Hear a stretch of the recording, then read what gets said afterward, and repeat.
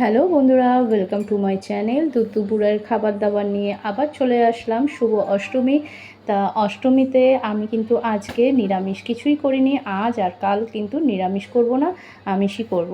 তা যেহেতু বৃহস্পতিবার আমাদের আবার নিরামিষ থাকবে, তাই এই দুদিন কিন্তু আমরা আমিষই খাবো। তা কী রান্না করেছি দেখে নাও বন্ধুরা।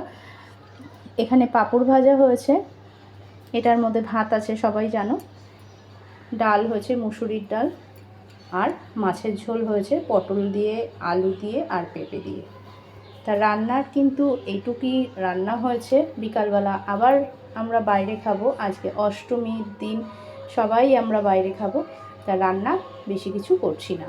শুক্রবার থেকে আবার নতুন করে আবার রান্না হবে, বেশি করে রান্না হবে। যেরকম ঘরে রান্না হতো এখনও রান্না করছি, কিন্তু অত কিন্তু রান্না করছি না, তোমরা দেখতে পাচ্ছ। তা যাই হোক, আজকের রান্নাটা তোমাদের কেমন লাগলো সেটা কিন্তু অবশ্যই বলো। আর তোমরা পুজোর দিন কি কি খাচ্ছ না খাচ্ছ কিন্তু সেগুলো কিন্তু অবশ্যই আমাকে বলবে।